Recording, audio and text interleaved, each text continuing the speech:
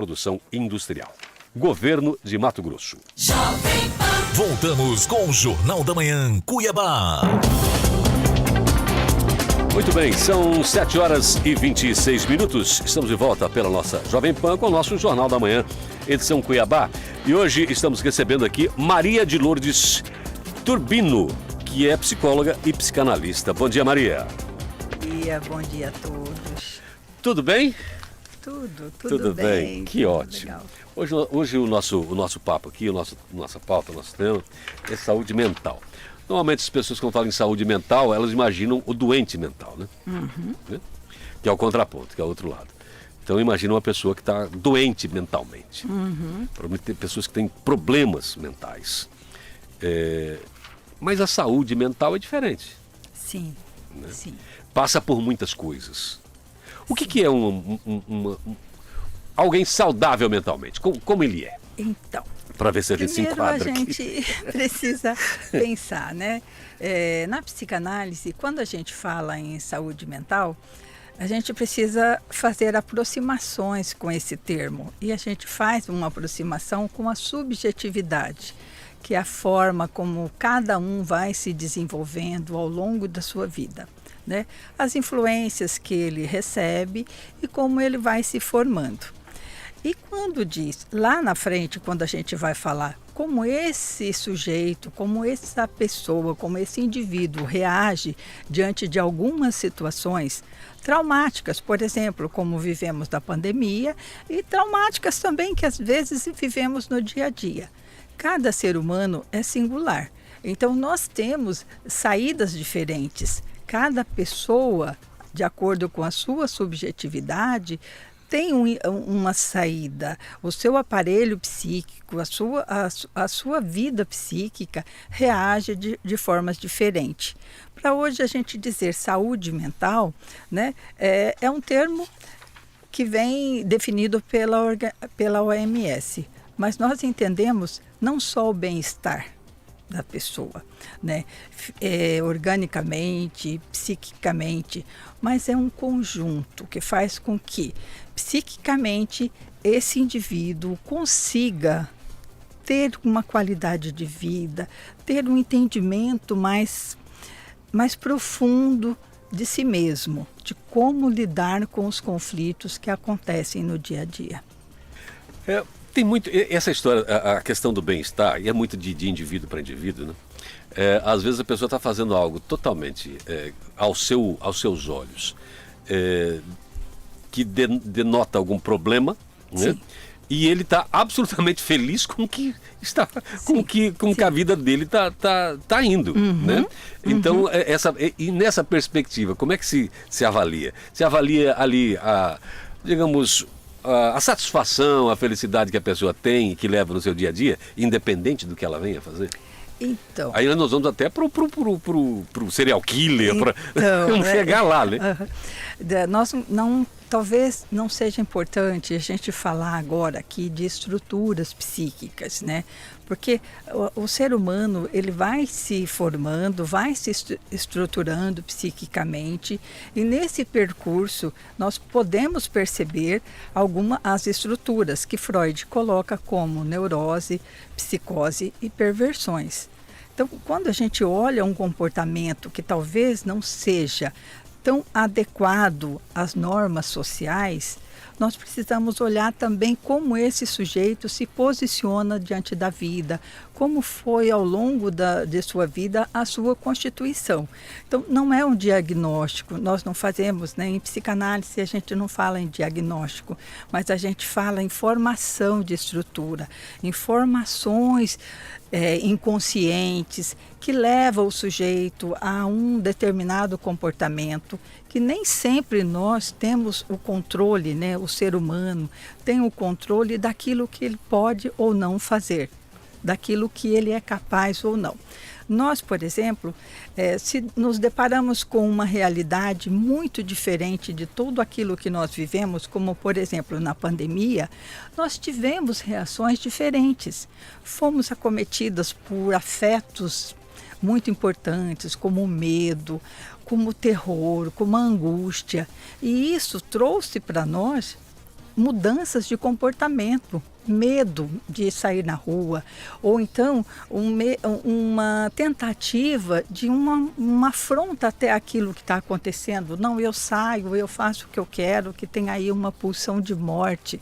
Então, a gente tem dificuldades para lidar com algumas situações diárias que acontecem, mas essa questão, né, de que é capaz, o que o ser humano é capaz de fazer, requer um estudo bem aprofundado de cada caso, de cada ser humano, de cada indivíduo. Vinícius. Muito bem, bom dia, Maria, né? Novamente aqui no ar. Bom dia, Vinícius. É um prazer muito grande poder te receber. Igualmente. Seja muito bem-vindo aqui ao nosso convívio, né? Obrigada pelo convite. Sobretudo um tema desse, né? Os temas de saúde são sempre muito importantes e agradáveis, né? Aí, os parabéns aí para a nossa presidente, né? A Priscila Hauer, né? Que tem pautado esses temas e profissionais como você, né? E nosso Fred, né? Que faz os contatos aí. Isso, Fred, né? Nosso pauteiro.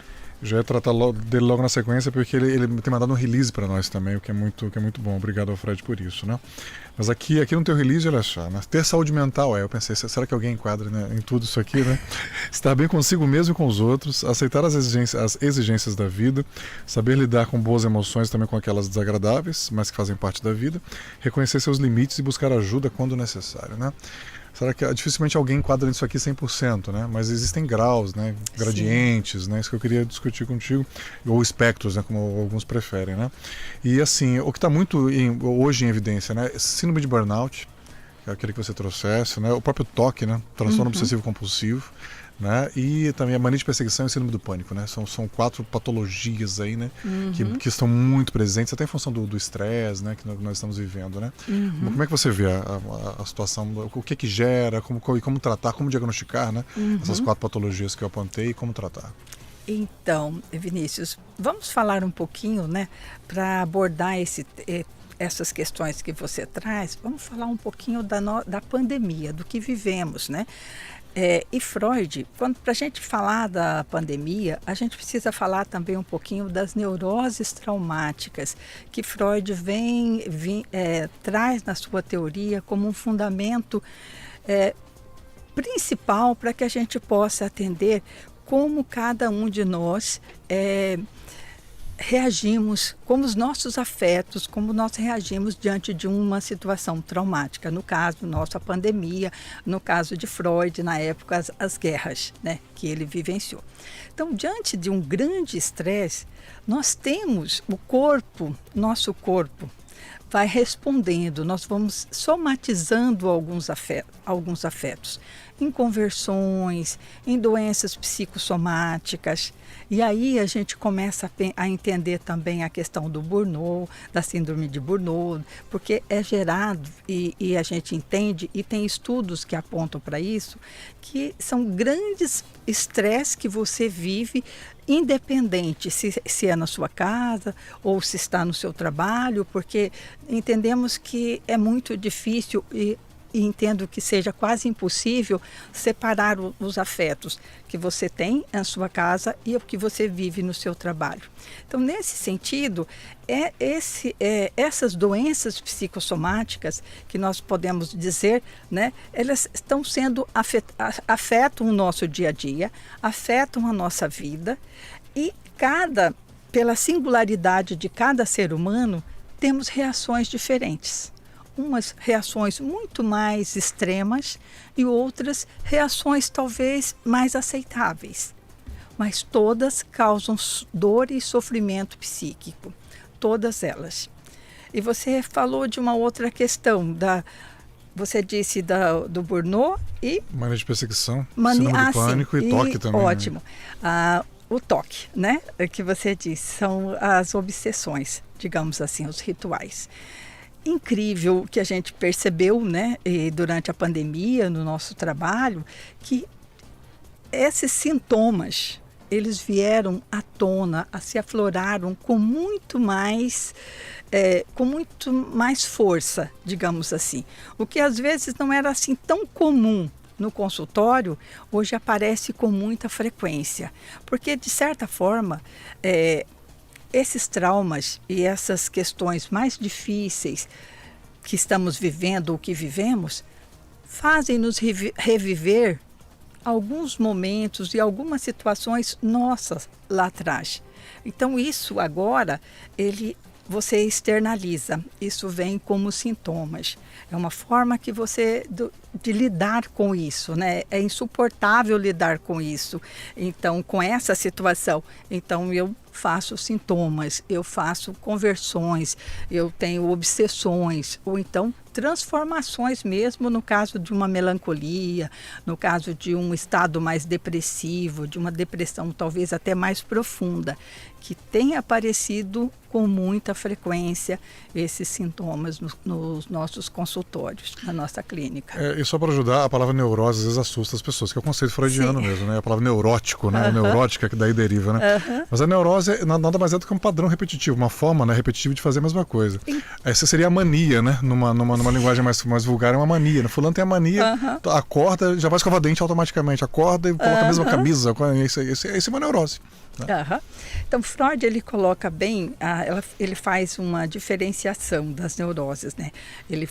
Nas neuroses, ele coloca como uma neurose histérica, né, da histeria, e uma neurose obsessiva, que é essa neurose que nós tratamos. Mas Freud diz mais, né, que a neurose é a melhor saída para o ser humano, porque é algo que nós sabemos e podemos lidar com ela no consultório, lidar com ela no nosso dia a dia, com a ajuda, lógico, de profissionais. Mas a neurose, quando a gente diz a neurose histérica, é comumente, né, e eu trato isso no meu livro, é comumente associada às mulheres. Mas só que não é tão verdadeiro isso. E temos homens também que são neuróticos e que são histéricos, e temos mulheres que são neuróticas obsessivas, assim como os homens, né? E Freud vai dizer que a predominância, né, da neurose obsessiva está mais com os homens e a neurose histérica está mais com as mulheres. Mas não é uma regra. Né? Encontramos em nossos estudos, em nossas pesquisas, essa mescla, digamos assim. Mas a neurose é algo que nós podemos, digamos, interfere na nossa saúde mental, sim, porque de repente você também tem comportamentos que podem ser tratados, que você pode viver, ter uma qualidade de vida melhor quando você consegue lidar melhor com isso. 7h38. Maria, a gente, partindo do princípio de que cada um é um, né? E cada um sente as coisas diferentes, eu queria trazer para a discussão as diferenças de gerações que nós temos. Né? Porque a medida, tem coisa que estressa alguém e para outra é absolutamente normal. Quando você leva isso para de onde a pessoa veio e o que tipo de vida que teve, quem nasceu no século passado tem uma diferença grande de quem nasceu nesse século. Né? Inclusive nessas coisas, o que me estressa, o que me tira do centro, né? O que acaba com o meu dia é muito diferente de um para o outro. E estamos todos convivendo no mesmo espaço. Eu, por exemplo, aqui sou de uma geração do século passado, trabalho com o Johnny, que é desse século. Né? E a gente tem que conviver. E apresentar um trabalho, né? Ele faz uma parte do trabalho, eu faço outra, né? E isso é assim em todos os lugares, né? Ainda bem, né? O quanto ajuda isso de uma geração conseguir colocar para outra esse modo diferente, falando, não, isso aí não me incomoda em nada, isso é mimimi seu, né? Aí o mais velho dizendo, por que no meu tempo tal coisa, né? E o de agora falando, eu não suporto fulano, eu não consigo suportar esse velho. Ele tem tal e tal mania que isso não é aceitável. Ainda bem que isso é dessa maneira e que as pessoas acabam se burilando, né? Para que a gente consiga progredir. Mas até lá nós temos a nossa pauta aqui, saúde mental. E aí, como fica? Então, o que a gente precisa entender é que as diferenças, né, de gerações. Hoje, a comunicação, as coisas como acontece, a facilidade e a rapidez com que as coisas acontecem, é muito diferente. Então, quando a gente se depara com os jovens, né, que talvez estão mais antenados, porque hoje nós temos os jovens que não querem sair do quarto. O jovem que só fica no quarto, porque naquele quarto ele desenvolveu o mundo dele. O mundo é ali. Eu durmo, posso até me alimentar aqui e não quero sair daqui. Há um isolamento. E esse isolamento do jovem dificulta a interação, né? Lógico, o isolamento dificulta a interação social, mas a interação também familiar. E muito influenciado pelos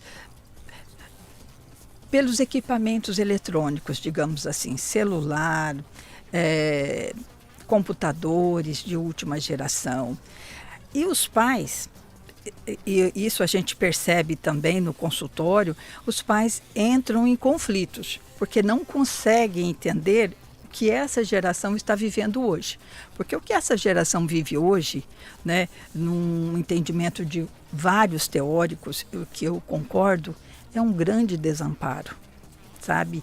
É uma falta, algo que essa pessoa, que esse jovem não dá conta de entender o que ocorre ao seu redor.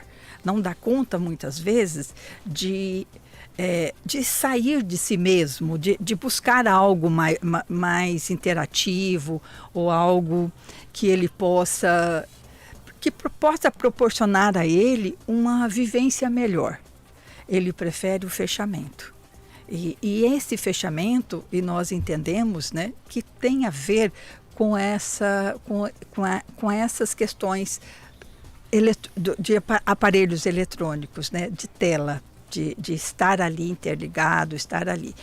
E cabe aos pais, nesse momento, né, e eu digo isso sempre, a flexibilidade, o diálogo, a busca de compreender o mundo desse jovem hoje. Aí as pessoas me dizem assim, mas não seria o jovem que teria que me compreender, que eu sou adulto? Digamos, o esforço maior talvez seja mais importante que esse pai, que essa mãe, que essa família possa interagir e entender o mundo que esse jovem está enfrentando hoje, as tristezas e tudo mais. Não sei se respondi. Não, é porque o assunto é complexo, até porque cada família é diferente. Mas, assim, quando alguém se resume ao seu quarto e ao mundo externo, vai faltar compreensão de como a lâmpada que acende a luz do quarto dele chega ali, né? Do funcionamento da casa, da roupa, de todo o funcionamento para que aquele quarto exista, né? E lhe dê aquela oportunidade. E o que me parece que o maior choque é justamente esse. Os pais tentando colocar para ele o seguinte: o teu mundo, esse mundo que você se liga, tem um outro primeiro. E esse é fundamental para você viver. Você só consegue viver nesse se você entender o outro. Só que os pais não conseguem mostrar esse outro para essa juventude. Como é que vai ser? Não, e o problema, Paulo, é que esse outro não é uma maravilha também, entendeu? Mesmo que não seja uma maravilha, mas ele é real. Então, mas ele tem problemas. Sim, mas ele depende. Um depende do outro. O que os adultos não veem, assim, se santifica, né? Como se as empresas fossem maravilhosas. Não são. As empresas, entendeu? Entram jovens aí, jovens que sabem muito mais que pessoas que estão empregadas há 20, 30 anos e entram ganhando muito pouco. As coisas mudam o jeito de fazer. Entendeu? Você encontra lá um funcionário antigo, que sabe muito menos que você, só que porque é antigo, ganha mais que você, entendeu? Então, as instituições não estão preparadas para receber essa juventude. Também tem esse outro lado, né? E o mais importante que a gente deve pensar, que esse jovem que hoje está fechado nesse quarto, ele tem estudos que estão mostrando que está levando ao suicídio. Então, a questão não é mais só olhar esse pai ou essa mãe ou essa família, olhar só para uma coisa mais prática. Não. A questão é muito mais profunda, porque esse isolamento gera uma tristeza profunda que muitas vezes pode, em muitos casos, pode levar ao suicídio, inclusive. E isso é muito grave. E nós estamos vendo o aumento de suicídio entre os jovens. Eu digo sempre aos pais, o diálogo é o melhor caminho. E não é tentar impor a sua realidade, tentar impor aquilo que você acredita como certo. Mas ter a flexibilidade de olhar para o outro, para o seu filho, para o seu adolescente e dizer para ele, estou aqui. Até porque o seu discernimento é maior do que o dele. Ele está passando por uma transformação, né? E a gente também não entendia direito, lá aos 16, aos 15, como é que o mundo funcionava, né? Então, o discernimento de quem é mais velho é maior. E sabe que isso é uma transição, né? E está em formação de verdade. Uhum. É difícil? Mas não está sendo fácil para quem não entende ainda como é que as coisas funcionam. 7h47, a gente está chegando no final. Eu queria que você falasse do teu livro. Então, o meu livro, eu estou lançando agora o livro Dor e Luto na Histeria Feminina. Esse livro, ele é fruto de uma pesquisa feita no meu doutorado na PUC, na Universidade Católica de São Paulo. Então, esse livro, ele trata das dores, e no caso específico aqui, das dores femininas, né, das mulheres. Como as mulheres, quais são essas dores, como essas dores são tão profundas em alguns casos para as mulheres, as dificuldades que as mulheres têm para fazer o luto de uma separação, para fazer o luto de uma perda, seja ela qualquer. Então, a gente percebe na construção da subjetividade de cada um, que há uma diferença entre como o homem elabora em alguns momentos as suas perdas, os seus lutos, e como as mulheres elaboram. Então, o meu livro eu trato bastante disso, né, da histeria feminina. É um livro que tem uma primeira parte mais técnica, dirigida talvez aos professores, aos alunos das universidades, mas uma segunda parte onde eu trago casos que eu atendi e casos verídicos, né? Histórias verdadeiras que mostram a dor e o sofrimento.